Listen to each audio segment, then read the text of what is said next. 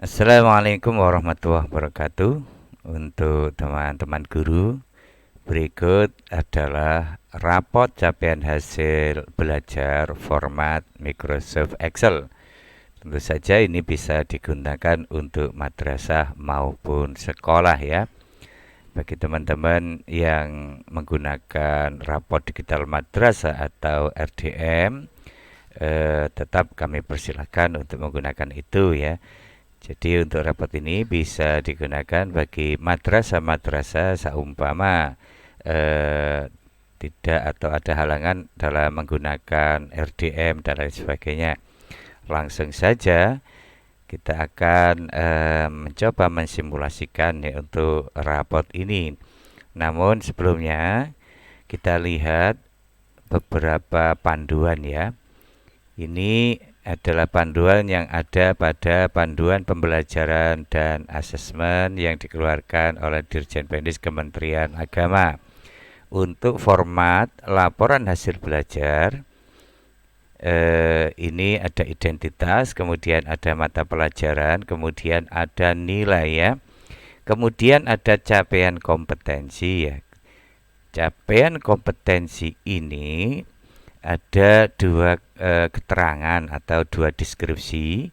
Deskripsi yang atas ini menunjukkan pemahaman atau nilai tinggi, kemudian yang bawah ini adalah pada nilai terendah ya.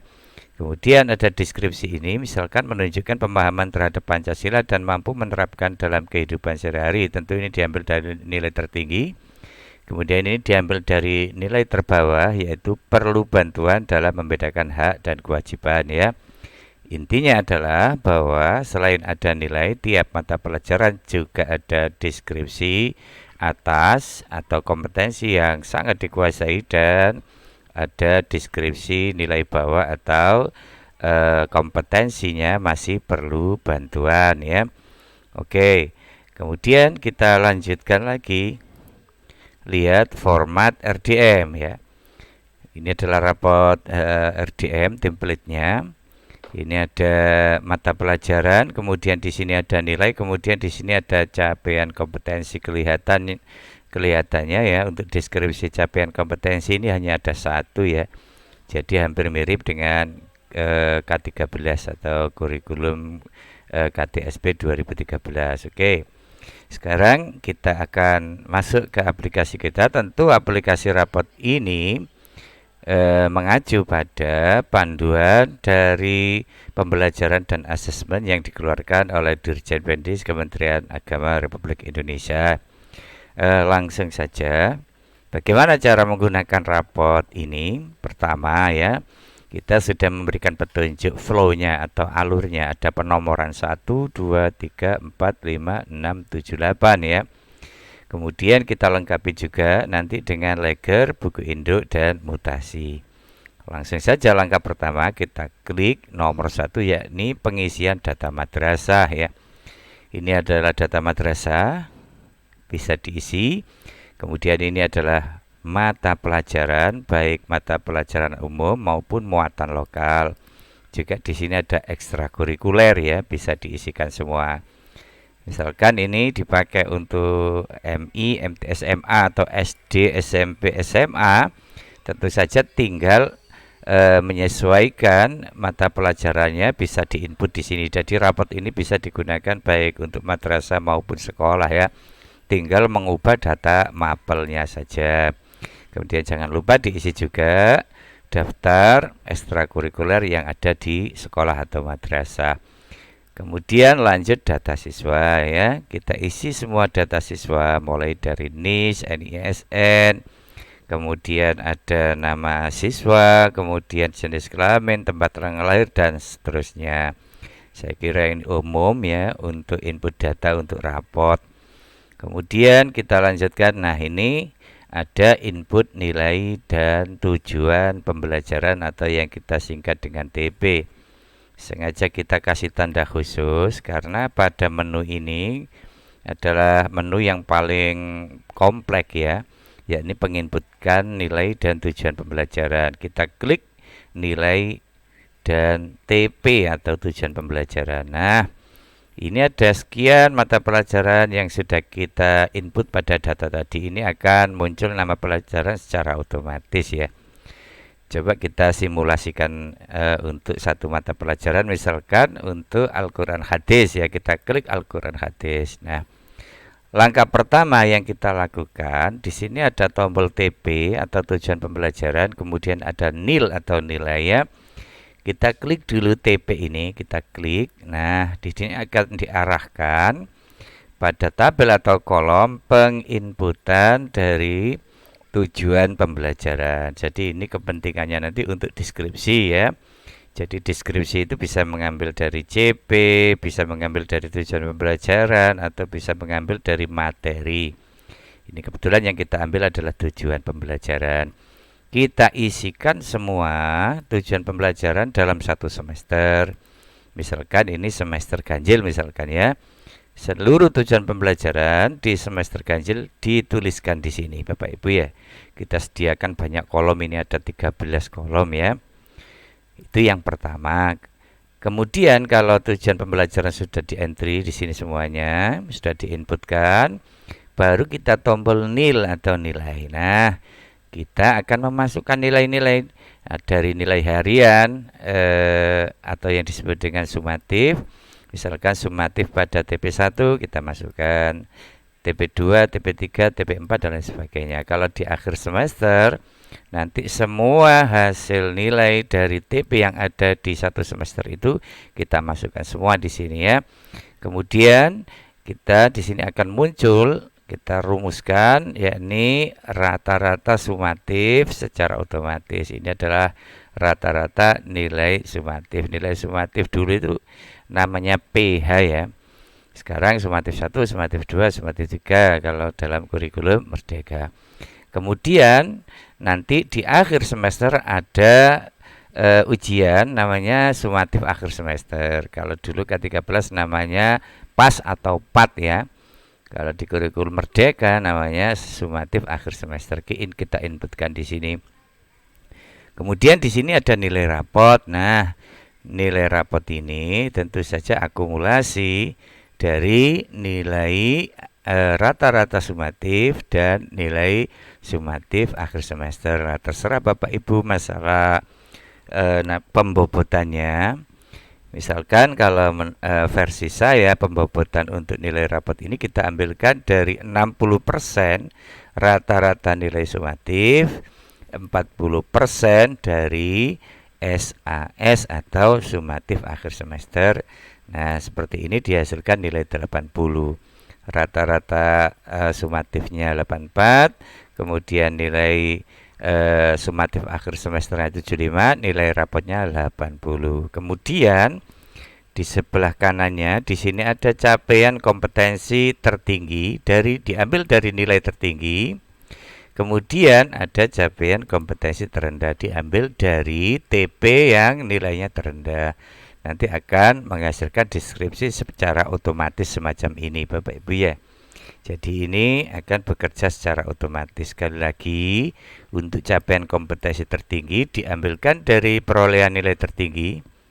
Sedangkan untuk capaian kompetensi terendah diambilkan dari TP yang nilainya terendah ya. Kemudian selesai ya.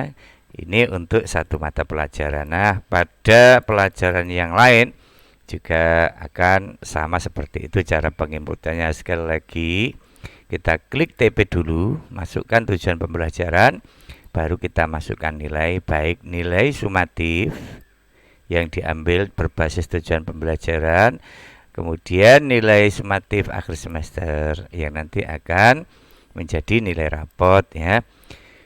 Oke, setelah memasukkan semua nilai dari mata pelajaran, kemudian kita beralih ke menu selanjutnya yakni ekstrakurikuler ya. Nilai ekstrakurikuler ini kita masukkan siswa satu persatu Bapak Ibu ya. Ini kita sediakan 3 ekstrakurikuler untuk satu siswa ya. Diisi semua sebagaimana biasa ya. Tinggal misalkan kita isi nilainya B, kemudian di sini ekstranya apa, nanti akan keluar secara otomatis.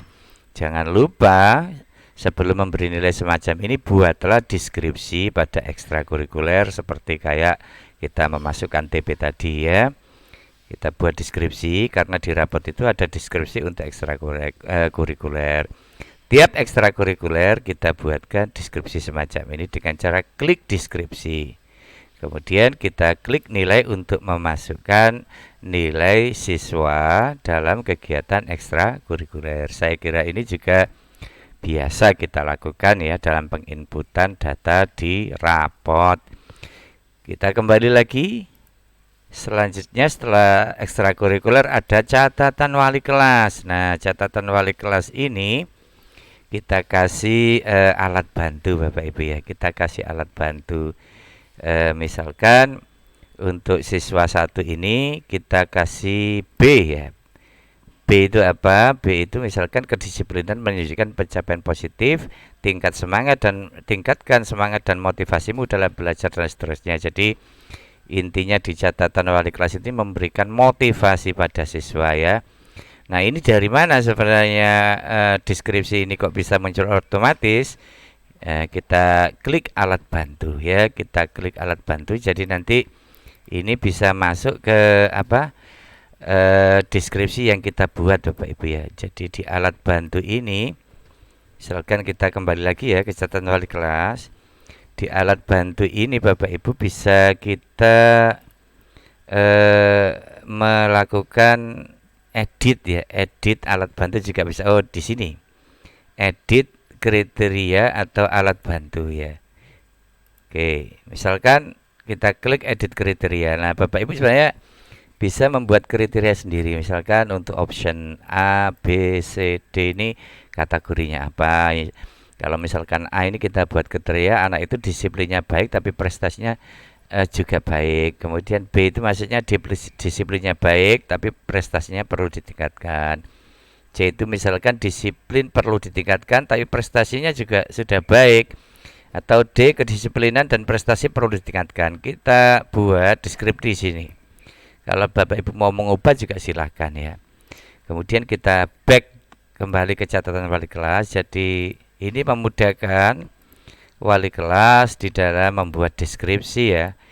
Karena apa? Karena kalau muridnya itu terlalu banyak, tentu membuat deskripsi satu persatu itu melelahkan ya.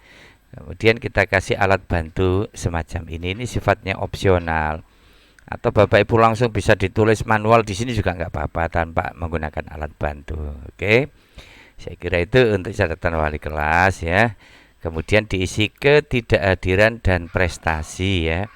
Ketidakhadirannya ditulis, kemudian prestasinya juga ditulis ya. Anak itu mendapatkan prestasi apa ya.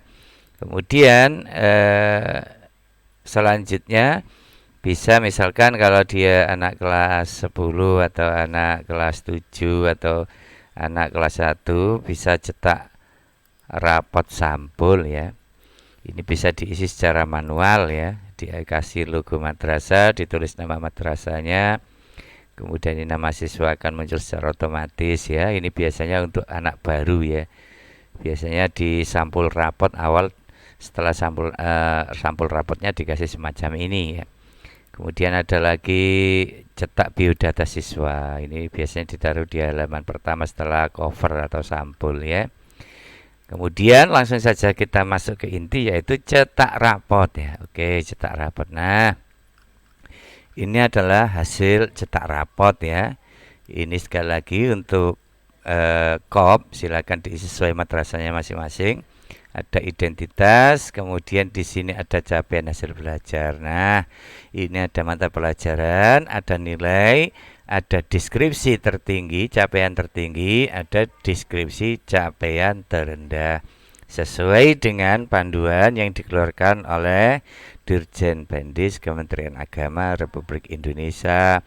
Kemudian ada lagi di rapat ini muatan lokal, kemudian ada ekstrakurikuler, ada prestasi, ada ketidakhadiran, dan ada catatan wali kelas. Kemudian di sini ada tanggapan dari orang tua yang akan ditulis oleh orang tua. Kemudian ditandatangani oleh wali kelas, orang tua, dan kepala madrasah. Ini adalah layout dari rapotnya ya. Saya kira sangat simple ya. Kalau kita mau mengganti nama siswa yang cetak, cukup klik panah atas atau panah bawah ya. Kemudian tinggal di print Bapak Ibu ya. Oke. Kemudian di rapot ini kita kembali lagi, dilengkapi juga dengan legger. Nah, ini adalah legger. Legger ini juga kita butuhkan sekali. Ini adalah rekap dari keseluruhan nilai siswa ya. Kemudian di sini juga sebenarnya ada jumlah nilai, ada ranking juga nanti keluar kalau ada nilainya. Di sini ada ranking ya, walaupun ranking sekarang tidak disampaikan ke wali murid ya. Ini hanya sebatas catatan dari legger. Kita kembali lagi, juga dilengkapi dengan buku induk. Nah, ini bahan untuk memasukkan nilai per anak ke buku induk ya. Kemudian dilengkapi juga dengan catatan mutasi apabila anak atau anak didik kita, peserta didik kita melakukan mutasi ya. Nah, itu sekilas tentang raport kurikulum Merdeka ini. Ini kita buat sekali lagi untuk membantu teman-teman, terutama yang tidak menggunakan RDM dan lain sebagainya ya. Saya kira itu paparan dari saya tentang rapot capaian hasil belajar kurikulum Merdeka ini. Mudah-mudahan ada guna dan manfaatnya. Saya akhiri wallahul muwaffiq ila aqwamit thoriq. Assalamualaikum warahmatullahi wabarakatuh.